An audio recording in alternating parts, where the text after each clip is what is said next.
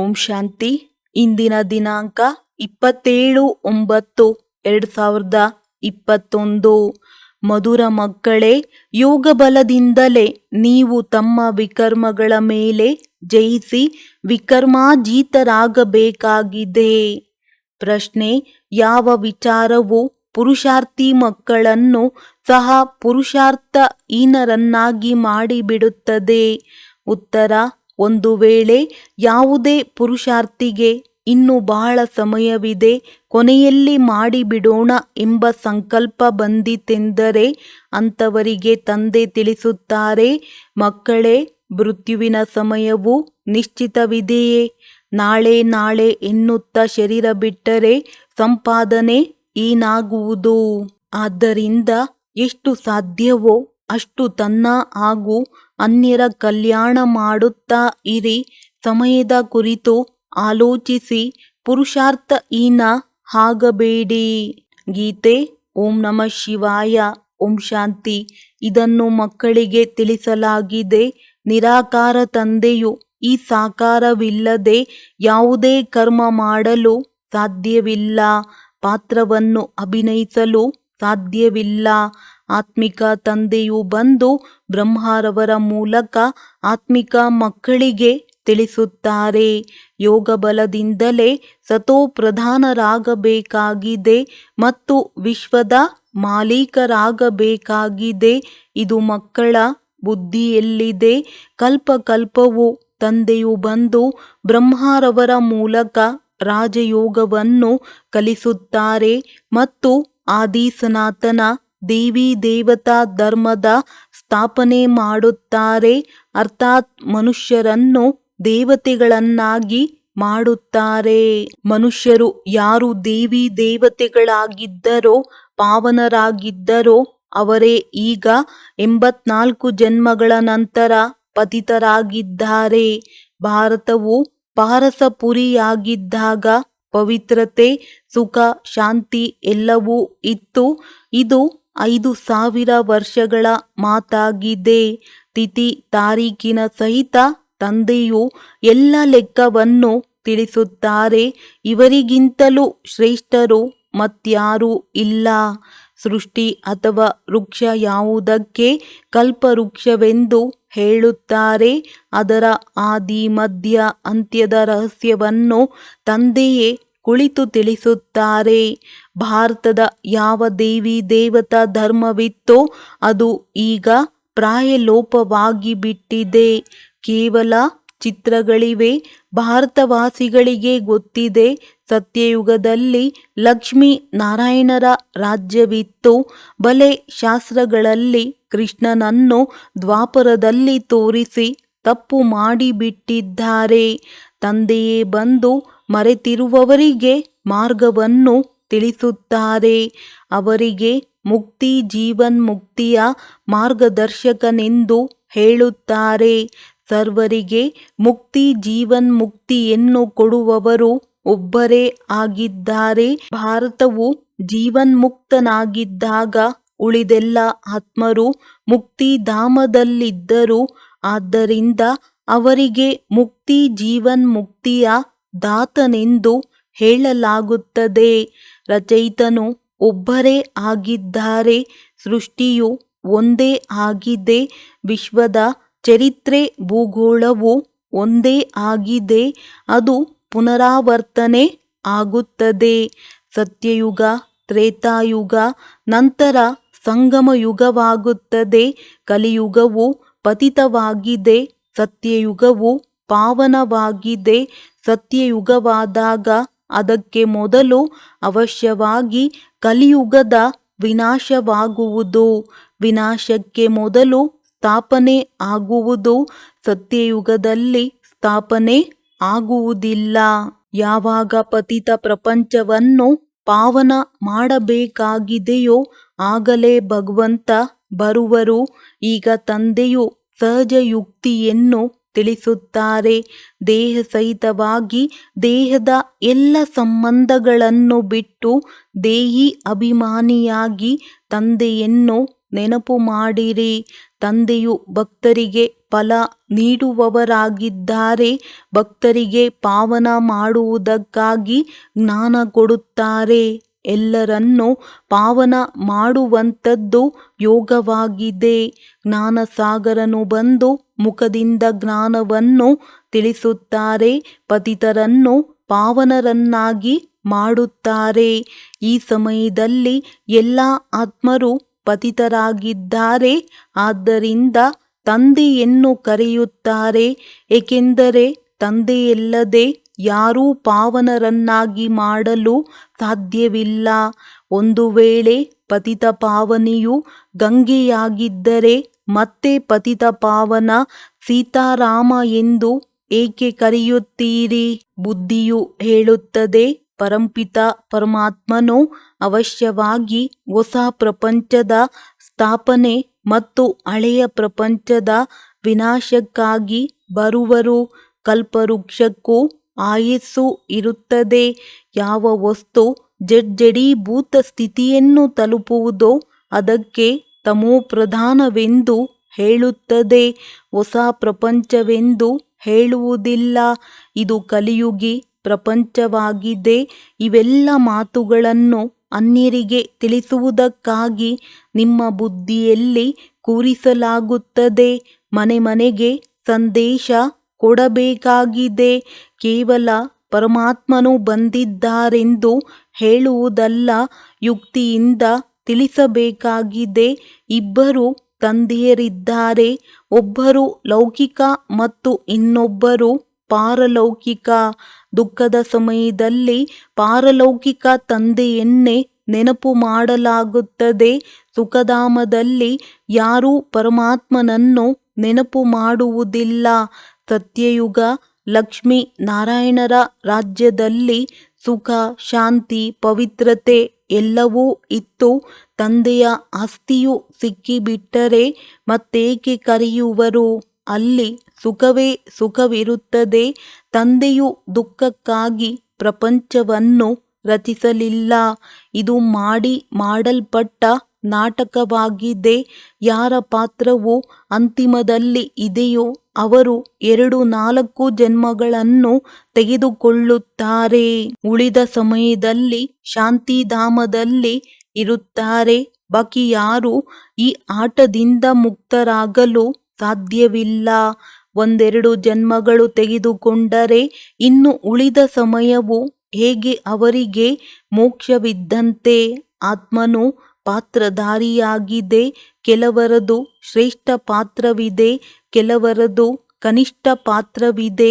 ಈಶ್ವರನ ಅಂತ್ಯವನ್ನು ತಿಳಿಯಲು ಸಾಧ್ಯವಿಲ್ಲವೆಂದು ಗಾಯನವಿದೆ. ಈಶ್ವರನೇ ಬಂದು ರಚಯಿತ ಮತ್ತು ರಚನೆಯ ಆದಿ ಮಧ್ಯ ಅಂತ್ಯದ ರಹಸ್ಯವನ್ನು ತಿಳಿಸುತ್ತಾರೆ. ತಂದೆಯು ತಿಳಿಸುತ್ತಾರೆ, ನಾನು ಸಾಧಾರಣ ತನುವಿನಲ್ಲಿ ಪ್ರವೇಶ ಮಾಡುತ್ತೇನೆ. ಇವರು ತಮ್ಮ ಜನ್ಮಗಳನ್ನು ಅರಿತುಕೊಂಡಿಲ್ಲ. ನಾನು ಇವರ 84 ಜನ್ಮಗಳ ಕಥೆಯನ್ನು ತಿಳಿಸುತ್ತೇನೆ. ಯಾವುದೇ ಪಾತ್ರವು ಬದಲಾವಣೆಯಾಗಲು ಸಾಧ್ಯವಿಲ್ಲ. ಇದು ಮಾಡಲ್ಪಟ್ಟ ಆಟವಾಗಿದೆ. ಯಾರ ಬುದ್ಧಿಯಲ್ಲಿಯೂ ಕುಳಿತುಕೊಳ್ಳುವುದಿಲ್ಲ. ಯಾವಾಗ ಪವಿತ್ರರಾಗಿ ತಿಳಿದುಕೊಳ್ಳುವರೋ ಆಗಲೇ ಬುದ್ಧಿಯಲ್ಲಿ ಕುಳಿತುಕೊಳ್ಳುವುದು. ಚೆನ್ನಾಗಿ ತಿಳಿದುಕೊಳ್ಳಲು 7 ದಿನಗಳು ಬಟ್ಟಿಯಲ್ಲಿ ಇರಬೇಕಾಗುತ್ತದೆ. ಭಾಗವತ ಇತ್ಯಾದಿಗಳನ್ನು 7 ದಿನಗಳು ಇಡುತ್ತಾರೆ. ಕೆಲವರು 7 ದಿನಗಳಲ್ಲಿ ಚೆನ್ನಾಗಿ ತಿಳಿದುಕೊಳ್ಳುತ್ತಾರೆ. ಕೆಲವರಂತೂ ನಮ್ಮ ಬುದ್ಧಿಯಲ್ಲಿ ಏನೂ ಕುಳಿತುಕೊಳ್ಳಲಿಲ್ಲವೆಂದು ಹೇಳಿಬಿಡುತ್ತಾರೆ. ಶ್ರೇಷ್ಠ ಪದವಿಯನ್ನು ಪಡೆಯುವುದು ಇಲ್ಲದಿದ್ದರೆ ಬುದ್ಧಿಯಲ್ಲಿ ಹೇಗೆ ಕುಳಿತುಕೊಳ್ಳುವುದು? ಆದರೂ ಕಲ್ಯಾಣವಂತೂ ಆಯಿತಲ್ಲವೇ? ಪ್ರಜೆಗಳು ಇದೇ ರೀತಿ ತಯಾರಾಗುತ್ತಾರೆ. ಬಾಕಿ ರಾಜ್ಯಭಾಗ್ಯವನ್ನು ಪಡೆಯುವುದರಲ್ಲಿ ಪರಿಶ್ರಮವಿದೆ. ತಂದೆಯನ್ನು ನೆನಪು ಮಾಡುವುದರಿಂದಲೇ ವಿಕರ್ಮಗಳು ವಿನಾಶವಾಗುತ್ತವೆ. ಈಗ ಮಾಡದಿರಿ. ಆದರೆ ತಂದೆಯ ಆದೇಶವಿದೆ. ಪ್ರಿಯವಾದ ವಸ್ತುವನ್ನು ನೆನಪು ಮಾಡಲಾಗುತ್ತದೆ ಎಲ್ಲವೇ? ಭಕ್ತಿ ಮಾರ್ಗದಲ್ಲಿಯೂ ಏ ಪತಿತ ಪಾವನ ಬನ್ನಿ ಎಂದು ಹೇಳುತ್ತಾರೆ. ಅವರು ಈಗ ಸಿಕ್ಕಿದ್ದಾರೆ. ನನ್ನನ್ನು ನೆನಪು ಮಾಡಿದರೆ ತುಕ್ಕು ಕಳೆಯುವುದು ಎಂದು ಹೇಳುತ್ತಾರೆ. ರಾಜ್ಯಭಾಗ್ಯವು ಆಗಿಯೇ ಸಿಕ್ಕಿಬಿಡುವುದೇ. ನೆನಪಿನಲ್ಲಿಯೇ ಸ್ವಲ್ಪ ಪರಿಶ್ರಮವಿದೆ. ಬಹಳ ನೆನಪು ಮಾಡುವವರು ಕರ್ಮಾತೀತ ಸ್ಥಿತಿಯನ್ನು ಹೊಂದುತ್ತಾರೆ. ಪೂರ್ಣ ನೆನಪು ಮಾಡದೇ ಇದ್ದರೆ ವಿಕರ್ಮಗಳು ವಿನಾಶವಾಗುವುದಿಲ್ಲ. ಯೋಗಬಲದಿಂದಲೇ ವಿಕರ್ಮಾಜಿತ್ ಆಗಬೇಕಾಗಿದೆ. ಲಕ್ಷ್ಮೀ ನಾರಾಯಣರು ಇಷ್ಟು ಪವಿತ್ರರು ಹೇಗಾದರು? ಕಲಿಯುಗದ ಅಂತ್ಯದಲ್ಲಿ ಯಾರೂ ಪವಿತ್ರರು ಇರಲಿಲ್ಲ ಅಂದ ಮೇಲೆ ಅವರು ಯಾವಾಗ ಪವಿತ್ರರಾದರು? ಈ ಸಮಯದಲ್ಲಿ ಗೀತಾ ಜ್ಞಾನದ ಭಾಗವು ಪುನರಾವರ್ತನೆ ಆಗುತ್ತಿದೆ. ಶಿವ ಭಗವಾನುವಾಚ, ತಪ್ಪುಗಳಂತೂ ಎಲ್ಲರಿಂದ ಆಗುತ್ತಿರುತ್ತವೆ. ನಾನು ಬಂದು ಎಲ್ಲರನ್ನೂ ಸುಧಾರಣೆ ಮಾಡುತ್ತೇನೆ. ಭಾರತದ ಯಾವುದೆಲ್ಲ ಶಾಸ್ತ್ರಗಳಿವೆಯೋ ಎಲ್ಲವೂ ಭಕ್ತಿ ಮಾರ್ಗದ್ದಾಗಿದೆ. ತಂದೆಯು ತಿಳಿಸುತ್ತಾರೆ, ನಾನು ಏನೆಲ್ಲವನ್ನು ಹೇಳಿದ್ದೇನೋ ಅದು ಯಾರಿಗೂ ತಿಳಿದಿಲ್ಲ. ಯಾರು ನನ್ನ ಮೂಲಕ ಕೇಳಿದರೋ ಅವರು 21 ಜನ್ಮಗಳ ಪ್ರಾರಬ್ಧವನ್ನು ಪಡೆದುಕೊಂಡರು. ನಂತರ ಜ್ಞಾನವು ಪ್ರಾಯಲೋಪವಾಗಿ ಬಿಡುತ್ತದೆ. ನೀವೇ ಚಕ್ರವನ್ನು ಸುತ್ತಿ ಮತ್ತೆ ಈ ಜ್ಞಾನವನ್ನು ಕೇಳುತ್ತಿದ್ದೀರಿ. ನೀವು ತಿಳಿದುಕೊಂಡಿದ್ದೀರಿ, ನಾವು ಮನುಷ್ಯರಿಂದ ದೇವತೆಗಳನ್ನಾಗಿ ಮಾಡುವ ಸಸಿಯನ್ನು ನಾಟಿ ಮಾಡುತ್ತಿದ್ದೇವೆ. ಇದು ದೈವಿ ವೃಕ್ಷದ ನಾಟಿಯಾಗಿದೆ. ಅವರಂತೂ ಆ ವೃಕ್ಷಗಳ ಸಸಿಗಳನ್ನು ನೆಡುತ್ತಿರುತ್ತಾರೆ. ತಂದೆಯು ಬಂದು ಅಂತರವನ್ನು ತಿಳಿಸುತ್ತಾರೆ. ನೀವು ನೋಡುತ್ತೀರಿ ಅವರ ಯೋಜನೆ ಏನಾಗಿದೆ, ನಿಮ್ಮ ಯೋಜನೆ ಏನಾಗಿದೆ. ಜನಸಂಖ್ಯೆಯು ಹೆಚ್ಚಾಗದಿರಲಿ ಎಂದು ಅವರು ಫ್ಯಾಮಿಲಿ ಪ್ಲಾನಿಂಗ್ ಮಾಡುತ್ತಾರೆ. ತಂದೆಯಂತೂ ಬಹಳ ಒಳ್ಳೆಯ ಮಾತನ್ನು ತಿಳಿಸುತ್ತಾರೆ. ಅನೇಕ ಧರ್ಮಗಳು ವಿನಾಶವಾಗುತ್ತವೆ ಮತ್ತು ದೇವಿ ದೇವತಾ ಧರ್ಮದ ಪರಿವಾರವು ಸ್ಥಾಪನೆಯಾಗುವುದು. ಸತ್ಯಯುಗದಲ್ಲಿ ಒಂದೇ ಆದಿ ಸನಾತನ ದೇವಿ ದೇವತಾ ಧರ್ಮದ ಮನೆತನವಿತ್ತು. ಅನ್ಯ ಅನೇಕ ಮನೆತನಗಳು ಇರಲೇ ಇಲ್ಲ. ಈ ಸಮಯದಲ್ಲಿ ಭಾರತದಲ್ಲಿ ನೋಡಿ ಎಷ್ಟೊಂದು ಮನೆತನಗಳಿವೆ. ಗುಜರಾತಿ ವಂಶಾವಳಿ, ಸಿಖ್ ವಂಶಾವಳಿ. ವಾಸ್ತವದಲ್ಲಿ ಭಾರತದ ಒಂದೇ ವಂಶಾವಳಿ ಇರಬೇಕು. ಅನೇಕ ವಂಶಾವಳಿಗಳಿದ್ದರೆ ಅವಶ್ಯವಾಗಿ ಅಲ್ಲಿ ಕಿರಿಕಿರಿ ಆಗುವುದು ಮತ್ತೆ ಗೃಹ ಯುದ್ಧಗಳಾಗುತ್ತವೆ. ವಂಶಾವಳಿಗಳಲ್ಲಿಯೂ ಕೋಲಾಹಲಗಳು ನಡೆಯುತ್ತವೆ. ಹೇಗೆ ಕ್ರಿಶ್ಚಿಯನ್ನರ ಪರಸ್ಪರದಲ್ಲಿಯೂ ವಂಶಾವಳಿ ಇದೆ. ಅವರಲ್ಲಿಯೂ 2 ಪಂಗಡದವರು ಪರಸ್ಪರ ಸೇರುವುದಿಲ್ಲ. ವಿಭಜನೆ ಆಗಿಬಿಡುತ್ತದೆ. ನೀರನ್ನು ಹಂಚಲಾಗುತ್ತದೆ. ಸಿಖ್ ಧರ್ಮದವರು ತಿಳಿದುಕೊಳ್ಳುತ್ತಾರೆ, ನಾವು ನಮ್ಮ ಧರ್ಮದವರಿಗೆ ಹೆಚ್ಚು ಸುಖ ಕೊಡಬೇಕು ಎಂದು. ಅಂದರೆ ಕುಲಾಭಿಮಾನ ಇರುತ್ತದೆ. ಎಲ್ಲವೇ ತಲೆಕೆಡಿಸಿಕೊಳ್ಳುತ್ತಿರುತ್ತಾರೆ. ಯಾವಾಗ ಅಂತ್ಯದ ಸಮಯವು ಬರುವುದೋ ಆಗ ಪರಸ್ಪರ ಹೊಡೆದಾಡತೊಡಗುತ್ತಾರೆ. ವಿನಾಶವಂತೂ ಆಗಲೇಬೇಕಾಗಿದೆ. ಅನೇಕ ಬಾಂಬುಗಳನ್ನು ತಯಾರಿಸುತ್ತಾ ಇರುತ್ತಾರೆ. ದೊಡ್ಡ ಯುದ್ಧವಾದಾಗ 2 ಬಾಂಬುಗಳನ್ನು ಹಾಕಿದರು. ಈಗಂತೂ ಅನೇಕ ಬಾಂಬುಗಳನ್ನು ತಯಾರಿಸಿದ್ದಾರೆ. ಇದು ತಿಳಿದುಕೊಳ್ಳುವ ಮಾತಲ್ಲವೇ? ನೀವು ತಿಳಿಸಬೇಕಾಗಿದೆ. ಇದು ಅದೇ ಮಹಾಭಾರತ ಯುದ್ಧವಾಗಿದೆ. ದೊಡ್ಡವರು ಸಹ ಹೇಳುತ್ತಾರೆ, ಒಂದು ವೇಳೆ ಯುದ್ಧವನ್ನು ನಿಲ್ಲಿಸದಿದ್ದರೆ ಇಡೀ ಪ್ರಪಂಚಕ್ಕೆ ಬೆಂಕಿ ಬೀಳುವುದು. ನೀವು ತಿಳಿದುಕೊಂಡಿದ್ದೀರಿ, ಬೆಂಕಿ ಬೀಳಲೇ ಬೇಕಾಗಿದೆ. ತಂದೆಯು ಆದಿ ಸನಾತನ ದೇವಿ ದೇವತಾ ಧರ್ಮದ ಸ್ಥಾಪನೆ ಮಾಡುತ್ತಾರೆ. ರಾಜಯೋಗವು ಸತ್ಯಯುಗಕ್ಕಾಗಿಯೇ ಇದೆ. ಯಾವ ದೇವಿ ದೇವತಾ ಧರ್ಮವು ಪ್ರಾಯಲೋಪವಾಗಿ ಬಿಟ್ಟಿದೆಯೋ ಅದನ್ನು ಪುನಃ ಸ್ಥಾಪನೆ ಮಾಡುತ್ತಾರೆ. ಈಗ ಕಲಿಯುಗವಾಗಿದೆ, ಇದರ ನಂತರ ಸತ್ಯುಗ ಬೇಕು. ಆದ್ದರಿಂದ ಕಲಿಯುಗದ ವಿನಾಶಕ್ಕಾಗಿ ಈ ಮಹಾಭಾರತ ಯುದ್ಧವಿದೆ. ಇದೆಲ್ಲವನ್ನು ಚೆನ್ನಾಗಿ ತಿಳಿದುಕೊಂಡು ಧಾರಣೆ ಮಾಡಿ ತಿಳಿಸಬೇಕಾಗಿದೆ. ಏಕೆಂದರೆ ಮನುಷ್ಯರು ಆಸುರಿ ಸಂಪ್ರದಾಯದವರಾಗಿದ್ದಾರೆ. ಆದ್ದರಿಂದ ಎಚ್ಚರ ವಹಿಸಬೇಕಾಗಿದೆ. ಕಲ್ಪದ ಇಂದಿನ ತರಹ ಯಾವ ವಿಘ್ನಗಳು ಬರಬೇಕಾಗಿದೆಯೋ ಅವು ಅವಶ್ಯವಾಗಿ ಬರುತ್ತವೆ. ಇದು ಮಾಡಲ್ಪಟ್ಟ ನಾಟಕವಾಗಿದೆ. ಇದರಲ್ಲಿ ನಾವು ಬಂಧಿತರಾಗಿದ್ದೇವೆ. ನೆನಪಿನ ಯಾತ್ರೆಯನ್ನು ಎಂದು ಮರೆಯಬಾರದು. ರಾತ್ರಿಯ ಪ್ರಯಾಣಿಕನೇ, ಸುಸ್ತಾಗಬೇಡ ಎಂದು ಗೀತೆ ಇದೆ ಎಲ್ಲವೇ. ಇದರ ಅರ್ಥವನ್ನು ಯಾರೂ ತಿಳಿದುಕೊಂಡಿಲ್ಲ. ರಾತ್ರಿಯು ಮುಕ್ತಾಯವಾಗಿದೆ, ದಿನ ಬರಲಿದೆ. ಅರ್ಧಕಲ್ಪ ಮುಗಿಯಿತು, ಈಗ ಸುಖವು ಆರಂಭವಾಗುವುದು. ತಂದೆಯು ಮನ್ಮನಾಭವದ ಅರ್ಥವನ್ನು ತಿಳಿಸಿದ್ದಾರೆ. ಕೇವಲ ಗೀತೆಯಲ್ಲಿ ಕೃಷ್ಣನ ಹೆಸರನ್ನು ಹಾಕಿರುವುದರಿಂದ ಆ ಶಕ್ತಿಯೇ ಉಳಿದಿಲ್ಲ. ಕೃಷ್ಣನಿಗೆ ಎಂದು ಸರ್ವಶಕ್ತಿವಂತನೆಂದು ಹೇಳಲು ಸಾಧ್ಯವಿಲ್ಲ. ಕೃಷ್ಣನು ಪೂರ್ಣ 84 ಜನ್ಮಗಳನ್ನು ತೆಗೆದುಕೊಳ್ಳುತ್ತಾನೆ. ಆದ್ದರಿಂದ ಗೀತೆಯಲ್ಲಿ ಆ ಶಕ್ತಿಯೇ ಉಳಿದಿಲ್ಲ. ಈಗ ನಾವು ಎಲ್ಲ ಮನುಷ್ಯ ಮಾತ್ರರ ಕಲ್ಯಾಣ ಮಾಡುತ್ತಿದ್ದೇವೆ. ಯಾರು ಕಲ್ಯಾಣಕಾರಿ ಆಗುವರೋ ಅವರಿಗೆ ಆಸ್ತಿಯು ಸಿಗುವುದು. ನೆನಪಿನ ಯಾತ್ರೆಯಿಲ್ಲದೆ ಕಲ್ಯಾಣವಾಗಲು ಸಾಧ್ಯವಿಲ್ಲ. ಈ ಸಮಯದಲ್ಲಿ ಎಲ್ಲರೂ ವಿಪರೀತ ಬುದ್ಧಿಯವರಾಗಿದ್ದಾರೆ. ಪರಮಾತ್ಮ ಸರ್ವವ್ಯಾಪಿ ಎಂದು ಹೇಳಿಬಿಡುತ್ತಾರೆ. ನೀವು ತಿಳಿಸಿ, ಅವರು ಬೇಹದ್ದಿನ ತಂದೆಯಾಗಿದ್ದಾರೆ. ಬೇಹದ್ದಿನ ತಂದೆಯಿಂದಲೇ ಭಾರತವಾಸಿಗಳಿಗೆ ಬೇಹದ್ದಿನ ಆಸ್ತಿಯು ಸಿಕ್ಕಿದೆ. ಭಾರತವಾಸಿಗಳೇ 84 ಜನ್ಮಗಳನ್ನು ತೆಗೆದುಕೊಂಡಿದ್ದಾರೆ. ನೀವೀಗ ಪ್ರತ್ಯಕ್ಷದಲ್ಲಿ ನೋಡುತ್ತೀರಿ.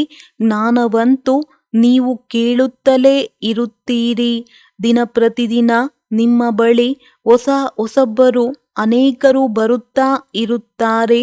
ಈಗಲೇ ಒಂದು ವೇಳೆ ದೊಡ್ಡವರು ಬಂದು ಬಿಟ್ಟರೆ ಮತ್ತೆ ತಡವೇ ಆಗುವುದಿಲ್ಲ, ಪ್ರತ್ಯಕ್ಷತೆ ಆಗಿಬಿಡುವುದು. ಇನ್ನೊಂದು ಕಡೆ ಹೊಡೆದಾಟವೂ ಆರಂಭವಾಗುವುದು. ಆದ್ದರಿಂದ ಯುಕ್ತಿಯಿಂದ ನಿಧಾನವಾಗಿ ನಡೆಯುತ್ತಾ ಇರುತ್ತದೆ.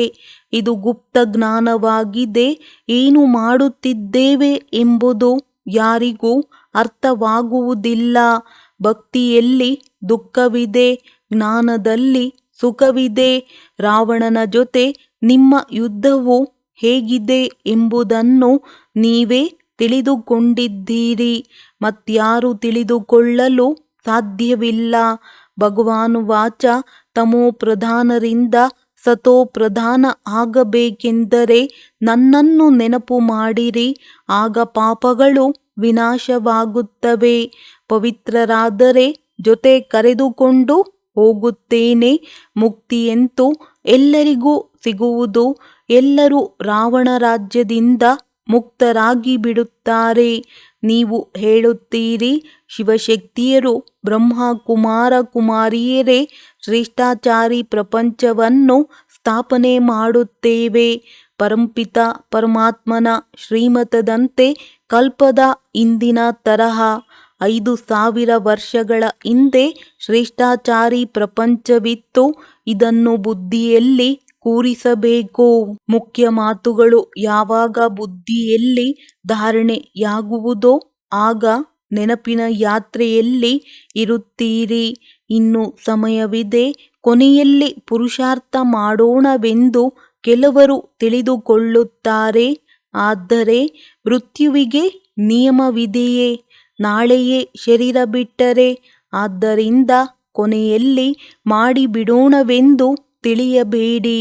ಈ ಸಂಕಲ್ಪವು ಇನ್ನಷ್ಟು ಬೀಳಿಸುವುದು. ಎಷ್ಟು ಸಾಧ್ಯವೋ ಪುರುಷಾರ್ಥ ಮಾಡುತ್ತಾ ಇರಿ. ಶ್ರೀಮತದಂತೆ ಪ್ರತಿಯೊಬ್ಬರೂ ತಮ್ಮ ಕಲ್ಯಾಣ ಮಾಡಿಕೊಳ್ಳಬೇಕಾಗಿದೆ. ತಮ್ಮ ಪರಿಶೀಲನೆ ಮಾಡಿಕೊಳ್ಳಿ. ತಂದೆಯನ್ನು ಎಷ್ಟು ನೆನಪು ಮಾಡುತ್ತೇನೆ ಮತ್ತು ಎಷ್ಟು ತಂದೆಯ ಸೇವೆ ಮಾಡುತ್ತೇನೆ. ನೀವು ಆತ್ಮಿಕ ಈಶ್ವರೀಯ ಸೇವಾಧಾರಿಗಳಾಗಿದ್ದೀರಲ್ಲವೇ? ನೀವು ಆತ್ಮರನ್ನು ರಕ್ಷಣೆ ಮಾಡುತ್ತೀರಿ. ಆತ್ಮವು ಪತಿತನಿಂದ ಹೇಗೆ ಪಾವನವಾಗುವುದು ಎಂಬುದಕ್ಕೆ ಯುಕ್ತಿಯನ್ನು ತಿಳಿಸುತ್ತಾರೆ. ಕೃಷ್ಣನನ್ನು ನೆನಪು ಮಾಡುವುದರಿಂದ ವಿಕರ್ಮಗಳು ವಿನಾಶವಾಗುವುದಿಲ್ಲ. ಕೃಷ್ಣನಂತೂ ರಾಜಕುಮಾರನಾಗಿದ್ದಾನೆ. ಪ್ರಾರಬ್ಧವನ್ನು ಭೋಗಿಸಿದನು. ಕೃಷ್ಣನ ಮಹಿಮೆಯ ಅವಶ್ಯಕತೆಯೂ ಇಲ್ಲ.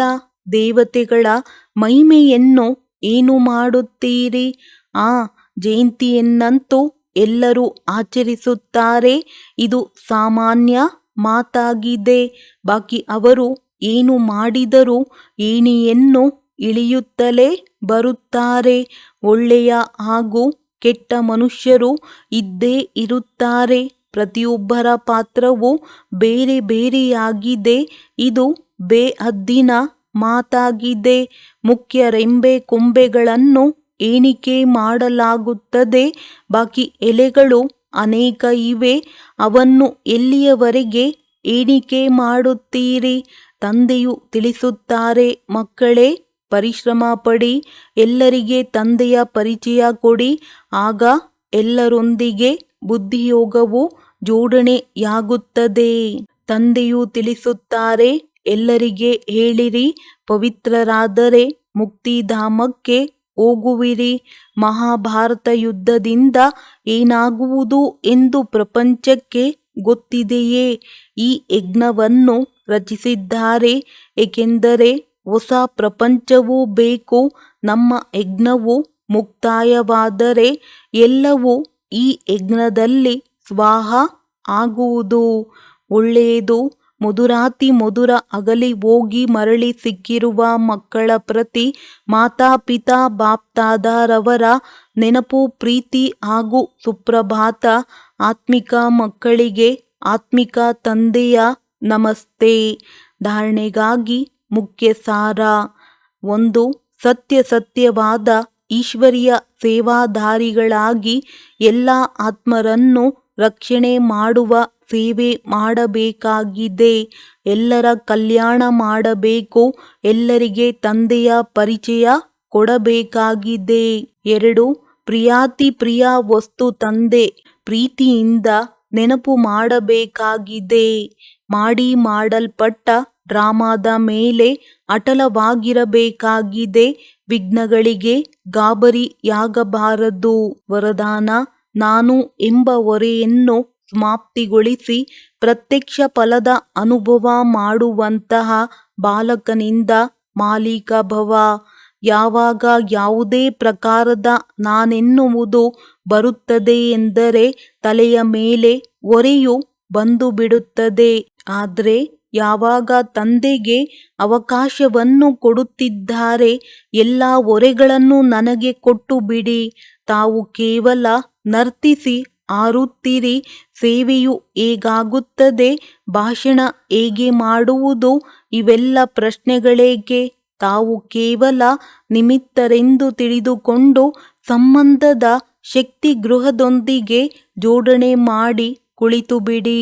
ಹೃದಯ ವಿದೀರ್ಣರಾಗದೆ ಇರುತ್ತೀರೆಂದರೆ ಬಾಪ್ದಾದರವರು ಸ್ವತಃವಾಗಿಯೇ ಎಲ್ಲವನ್ನೂ ಮಾಡಿಸಿ ಬಿಡುತ್ತಾರೆ. ಬಾಲಕನಿಂದ ಮಾಲೀಕನೆಂದು ತಿಳಿದುಕೊಂಡು ಶ್ರೇಷ್ಠ ಸ್ಥಿತಿಯಲ್ಲಿ ಸ್ಥಿತರಾಗಿ ಇರುತ್ತೀರೆಂದರೆ ಪ್ರತ್ಯಕ್ಷ ಫಲದ ಅನುಭೂತಿಯನ್ನು ಮಾಡುತ್ತಿರುತ್ತೀರಿ. ಸ್ಲೋಗನ್: ಜ್ಞಾನ ದಾನದ ಜೊತೆಗೆ ಗುಣದಾನ ಮಾಡುತ್ತೀರೆಂದರೆ ಸಫಲತೆಯು ಸಿಗುತ್ತಿರುತ್ತದೆ. ಒಳ್ಳೆಯದು. ಓಂ ಶಾಂತಿ.